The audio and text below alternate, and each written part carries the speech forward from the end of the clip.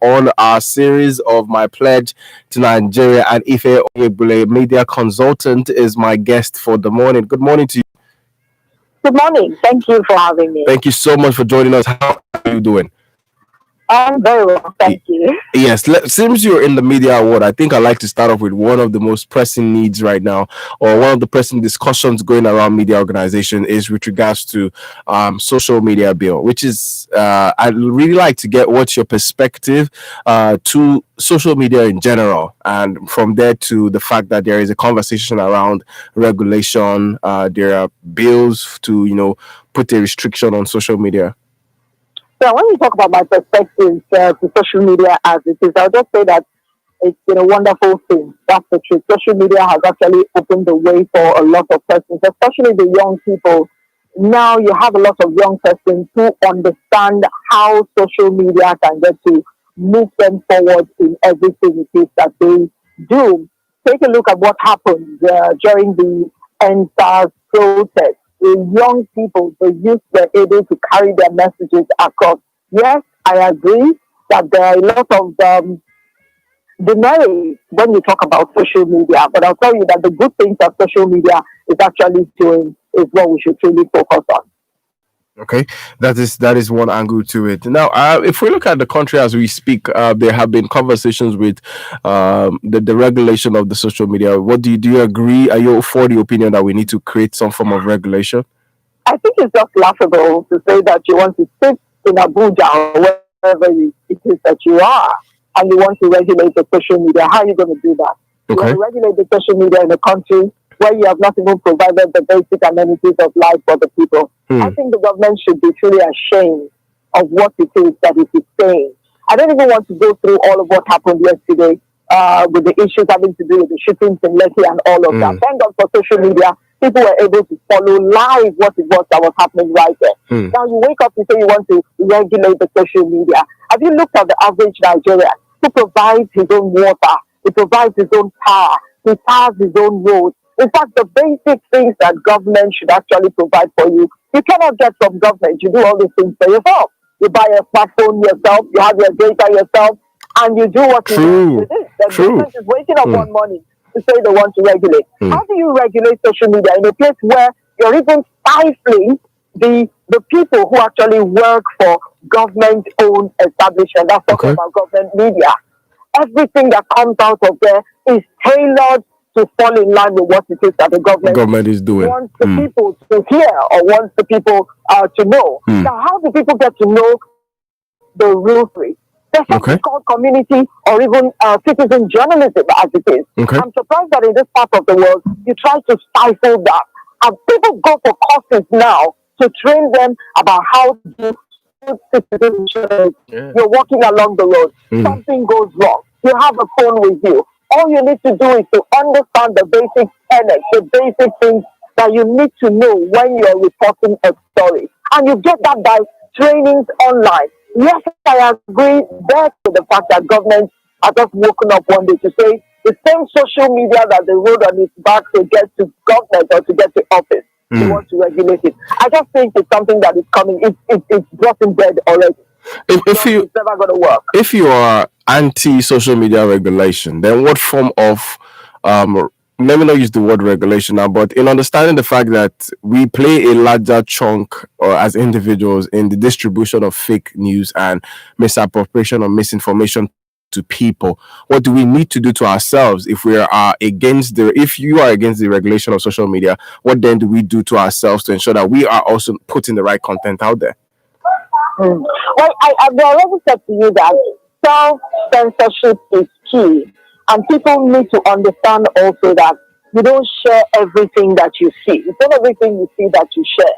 Then again, I think the fake news emanates from what it is that government does. Put me anywhere. Where there is lack of information, I tell you that rumors will thrive. You need to understand that rumors thrive where there is lack of information. The people are waiting to see what it is that's going to happen. Look at the shooting in Lekki. The government comes out to say, okay, we don't know anything about it. The army says, yes, it's the Lagos state government that invited us to come enforce the curfew. The state government says, it is powers above me, and this is what I did. and all of that. Now, the people will put two and two together. There were people at that protest in Lekki. They'll put two and two together so that they can give the people the information that they need. For me, I would think that if government starts to give out the right information, why would anybody want to cook up stories, for crying out loud? Again, I will say that self-censorship is key. When you get a story, never be the very first person to share it. Okay. You need to call 1, 2, 3, or 4 persons. Find out trusted persons that you can actually reach out to. I've seen this thing. You can call somebody in WSM or anywhere that they know exactly what's going on. Okay. Even if they don't know, they can link you to someone who knows, so that you get the full story and you're able to put it out. What is your perspective to the Nigerian Broadcast Commission, which is the regulatory body for media houses in the country, and the recent sanction on certain media organizations with regards to the relay of information to the people? My brother, I just have to do this with you because truly, I am sick and tired of talking about Nigeria. I've been talking about Nigeria in the last 20 years as a broadcaster, and I'm surprised that nothing has changed. The more you talk, the more things continue or remain the same as it is. We talk about the National Broadcasting Commission. What is the job of the NBC? We don't even know what their jobs are in the very first place. Look at the government-owned organizations. Those are just the mouthpiece of government as it is.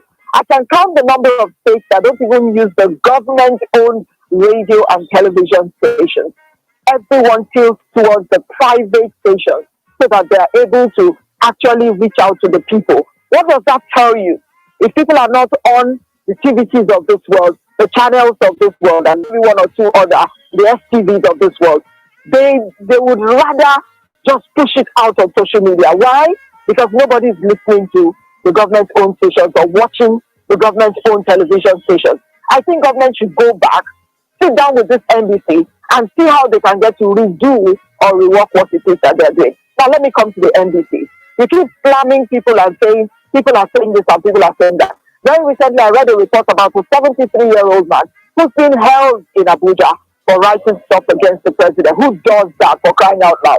Look at what is happening in big democracies around the world. Look at what is happening in the United States of America. You come out, you say it as it is. Somebody is driving past, they're driving past to the president. The people stand there on the road, they make their hand gestures. They say what they want to say, as long as they're not causing you body harm or what have we. But right here in Nigeria, it is impossible. You say one thing about the president, they come after you. I know how many times that I've posted stuff, I've put stuff on social media, and people call me up to say, why are you doing this? Why are you doing that? And I said to them, look, I don't earn from any media organization or any government-owned station. I am myself, and I'm going to say it as it is. Okay. People need to understand. People now own it. People now have it. People need to. It's on their phone. That is it. Do you know how many radio stations you have in Lagos? How many TV stations that you have in Lagos? Now you keep gagging people. How do you want the people to express themselves? I listen to radio these days in the morning. People are not allowed to talk beyond 60 seconds. People are not allowed to express themselves. How do you do that?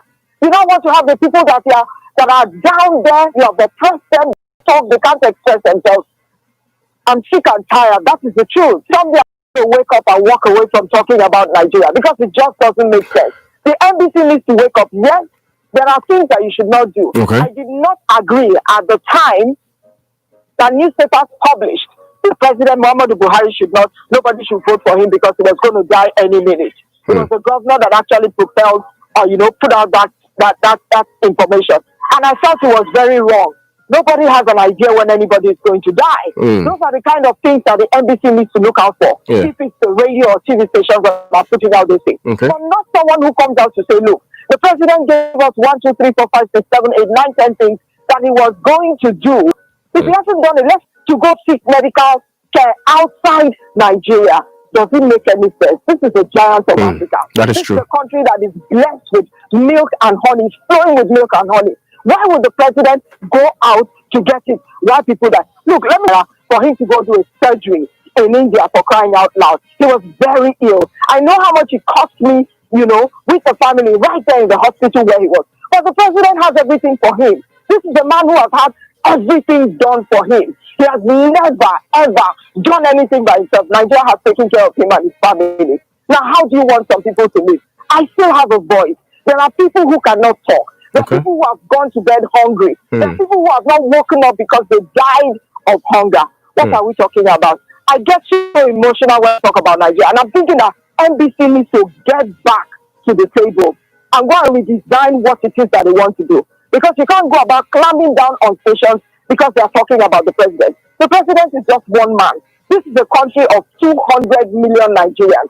And if you tell me that I cannot question the president that I voted for because he said he was going to do this for me, then I'm wondering what it is that we're talking about. All Nigeria is gradually drifting, and we need to start to bring that back on track so that tomorrow we don't look back and regret what it is that we've not done. Thank you very much, Ife. 28 minutes past 9 on the radio. This is still the big question on Women Radio 91.7, and Ife Oyebule, media consultant, is who I'm speaking. A conversation on my pledge to Nigeria today being Wednesday the 4th of November 2020. Now let's quickly begin to look at politics, which is a major chunk of our democracy. Politics has been a very democracy in the country. Let's look at it from the perspective of how do you, in the last 20 years, you said you've been talking about politics we play in Nigeria. In different states, some states in the southeast. When about that, we look at Enugu State. We're also doing well there, and some other states. So Abia, Imo, and all of that, nothing is going on. Let's come to where we are, which is actually Lagos as it is. This is a model state. Things are moving. There's some kind of, some semblance of organization as it is. But if we look at the politics at the federal level, I'll just tell you, it's become dirtier than anybody can think of. People are not looking at anyone who has the idea of what it is that should be done. It's become something about money. If you don't have money, you cannot get into politics. And when you get into politics, you start from the lower rung of the ladder. The idea is for you to begin to steal, amass so much wealth. Have you asked yourself the question why many politicians, even those who are professionals before they get into politics, they throw away exactly their job and take on the toga. They don't wear the toga of professional politicians. I think politics is something that people should do on a part-time basis. So that when it is time, you do 4 years, just one term. You get out and go back to your work. Look at the ones who are in the cabinet of the president. Some of them are lawyers. Do they go back to work when they leave politics? Now you see someone who's been governor for like 8 years. After 8 years, he wants to go to the Senate. What are we talking about? You're going to receive money for the rest of your life. Why the people who voted you into office, they are right there in abject poverty. I'll tell you that if they don't rescue the politics of Nigeria, I don't know. Maybe we need to now look back at what it was Chinua Achebe was talking about, that there was a country. And something needs to be done. And I think people need to listen to the youth of this country. Look at what they did in the last protest. For 2 weeks, the youth came together. They organized themselves. Yes, there were times where people said, "Look, do you have heads? Do you have arrowheads? Do you have supervisors? Who's in charge?" Well, they said, "Look, there's nobody in charge. We're all here and we're doing this." But I knew they knew exactly what it was they were doing. I would expect that the old ones now, whether they like it or not, they're going to get tired. They're going to expire someday. Nobody is there forever. They need to understand that. I'm wondering why it is that we don't have leadership academies in Nigeria where people can go, you groom them. Leadership academies are in the country, but they're pretty expensive. You need close to $500,000 to attend one of them. So why does anybody have to pay for it? When you have a godfather who can pick someone from the gutters and brush him up and just put him there and throw money, why won't you invest on someone who is actually ready to carry the torch forward? That's the idea. You need to look for someone who has everything that it takes. Not go to bring the one who many of them will call and say, "Look, this is somebody who's a hoodlum." You just bring the person. Just that's the word that is raining all over the place. We're hearing now that it is hoodlums that wore uniforms and went to shoot at unarmed protesters. What kind of country is this, for crying out loud? There are places where you get to groom people to say, "This is what I'm grooming you for, and this is what you're going to do." We need to also begin to demonetize politics. We need to do that. We need to demonetize politics. Is that what you said? We need to, demonetize politics so that people who are truly ready to work can actually throw themselves up to say, look, this is me. I want to work. Okay. And I need you to vote me into office. Let's talk about the youth. Let's talk about the young people now. October 5th was when they came out on the streets of Lagos and across various states, picked it up like barely 3 days after, and it was almost across the whole country, major cities of the country. The awakening that is among young people right now, the only democratic way to collectively speak one voice is to wait for 2023, which is a major chunk of our elections. How do we sustain this awakening? You just said it. It's 2023. As I'll say to anyone, you can have a revolution, because I hear that's the word that the government doesn't want to hear. You can have a revolution that is bloodless. You don't have to fight. You don't have to quarrel. You do it with your PVC. Do you understand what I'm saying? I saw what it was in Imo State when Okorocha ran for office. Okay. I was there in Imo. The people of Imo State came out to say, look, we're done with whoever it is that is in office. They want a change. And they stood shoulder to the line. Things happened. They just were not impressed with how it went. But I saw a people who were resolute, and they said, look, we need this change, and it must happen. For me, I'm thinking that the youth need to come together. I've seen people throwing things around, coming up with all sorts of flyers to say, oh, youth should come up with their own party. You can't come up with your own party. You don't have the war chest to come up with your own party. It goes beyond standing on the streets and making noise and bringing yourselves together and maybe having people donate money from here and there. You need to be organized. Being organized is look for the party that you can join. You've got power in numbers, for crying out loud. Find a party that is already existing. Okay. Get in there, infiltrate the party, but be able to decipher what it is that you want. You can't wake up and say you want to set up a youth party. No. I agree that 2023 is not going to be what it is that these old politicians are thinking. Things are going to change. It's no longer going to be business as usual. I know we will get it right, but that time is what I'm not able to take up political offices. What's your perspective to that? Do you think we are ready? Who says that we're not ready? So for crying out loud. Who says, what is leadership, for crying out loud? What's leadership? How old were the gentlemen who even negotiated the independence of Nigeria? How old were they? I was looking at I was watching an interview on TVC, I think it's TVC Classic, where they were talking to Joseph Steve. And the man was talking about how old he was when he came to power, let's put it like that. Many of these people were not even up to 30. Some of them were 30. They were in their early and late 30s. So what are we talking about? The youth of Nigeria, they are ready. It is the old brigade that are afraid of what might happen to them. Now, let me ask you a question. Why is this there's poverty in Nigeria? I know there's poverty everywhere. But Nigeria shouldn't be where it is now. Look at the South, where you have the oil, the black gold as it is. Go and take a look at what that place looks like. Then go to a place like Abuja. Go and see where the money from the South, where they used to build Abuja. And some people are sitting there and enjoying it. Now look at the center. The center is unnecessarily powerful. We need to decentralize, for crying out loud. We need to go back to regions, for crying out loud. We need to make it possible that people are able to manage their own resources. Don't tell me that the gold in the north belongs to those in the north. And you're looking at the oil and you're saying it belongs to Nigeria. Who does that, for crying out loud? Let me know if the balance, there has to be a balance in whatever it is that we're doing in this country. And that's why you have all the agitation from there and there. Look at what happens. I'm sure you've observed that you can't find policemen on the road anymore. I drive at night, I meet maybe one or two.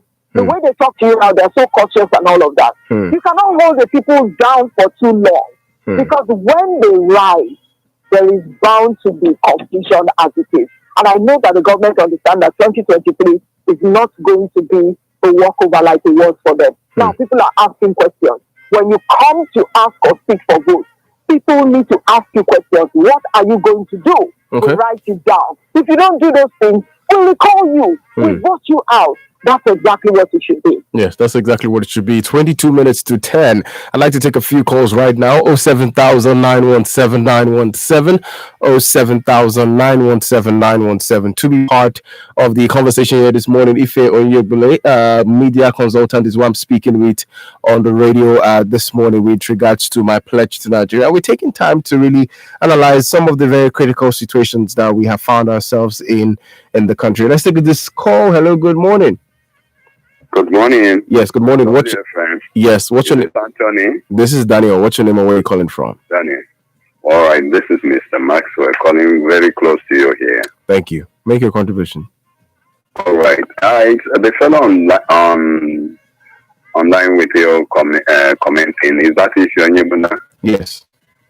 Oh, I love my heart off for everybody here and listening, and they talk their heart off for her. And besides, my daughter of 12 years has been craving to see her. I can let her know that she came down to 5FM some time ago but could not see her. Oh. Meanwhile, for what she was saying, I don't know if people knew what caused Crow. It was the same thing, is worse now. Zogo was reared and brought up in the north, and he in fact, he speaks impeccable. Had a speech made by Sadona Sokoto that he would say how they make a honey in the over here in the Niger Delta is shared. Meanwhile, there are goats that all that is and for another. They are mining it illegally. It's on the news. And they are not bringing it to the national court. Now the northern whatever ganging up because they said what do you call it? They are born to rule, which is not possible. Whatever they are doing now is too late. The silence of a lion does not make him a weakling. They are the one calling for the separation of this country. The drum they are beating. The war on ground was answered, but they have turned it to ethnic and all that. I'm happy I listen to radio stations and people are here. They are beating the embers of war. Okay. Let it be on record that it should not be what they are doing now is go down the history that they are the cause of why Odua Republic is or I don't support for separation, but what they are doing is allowed. I think if Onyebuna have said it all. All right, thank you very much. That question, it's something that is neither here nor there. When you talk about diversity, yes, you find that here in Nigeria, but there are some people who just don't want to be together, but they don't want to come out to say. Besides, you don't force the people to be together. You understand what? When something goes wrong somewhere, some people just pounce on you and they take it out on you. We're supposed to find those things that, should bring us together. And Nigeria is such a big country. But let me tell you, the politicians are the ones trying to polarize the country as it is. They're the ones throwing in all those religious, tribal, and what have you. What do we mean by quota system, for crying out loud? I say to you, it's so emotional for me sometimes when I talk about Nigeria. We talk about quota system. You look at it in the south, especially in the southeast. You write an exam. The child coming from the southeast is expected to score a very high mark. Let's put it as a south, a very high mark. And somebody from the north should just get like 2, 3, or maybe 10 to get into the same school. No, that is unacceptable. That is the truth.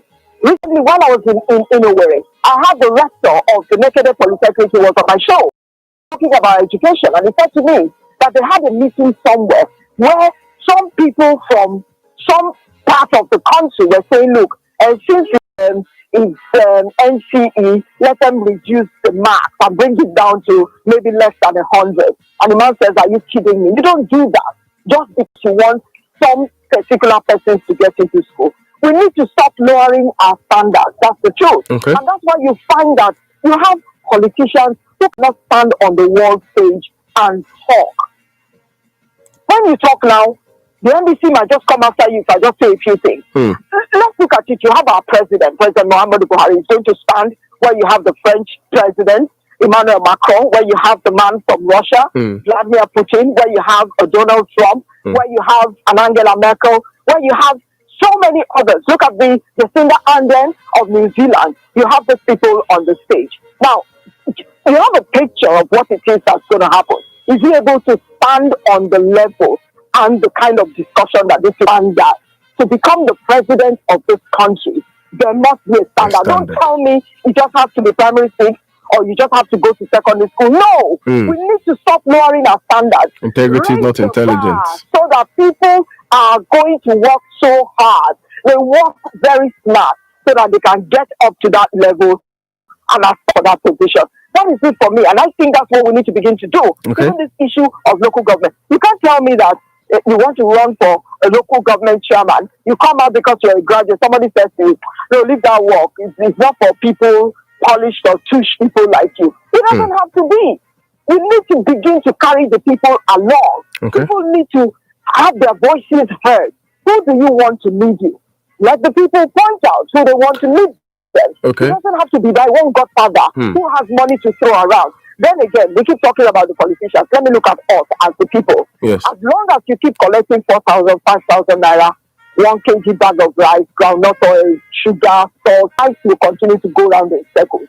When these people come, let them tell you why the healthcare system is not working. During my time, they gave us food in the school. You had things to organize. They're making it look like it's such a big deal. It's not a big deal. If the government gives children food in school, there's no big deal about that. But this government has made it look everything is just so new. There's nothing new under the sun. And as I've said, in whatever it is that we do, we must continue to raise the bar so that people can aspire. Because if you look at Nigerian politics, there's nothing to aspire. When you're aspiring, it's about how to steal money and amass wealth so that you can come and oppress people. It just doesn't make sense to me. Let's for a moment quickly talk about gender equality in a moment, because you spoke about quota system, and I wanted to get your opinion on what you think about quota system with regards to a way of achieving gender equality. Gender equality in Nigeria, we're not there yet. Former President Goodluck Jonathan truly tried.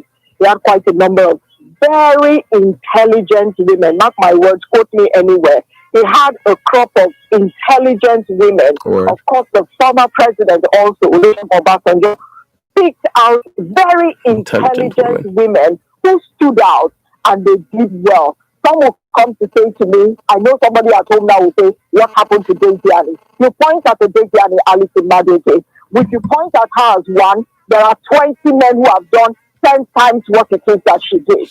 I'm very, very sensitive when it comes to the issue of women. This government needs to bring the issue of gender to the table.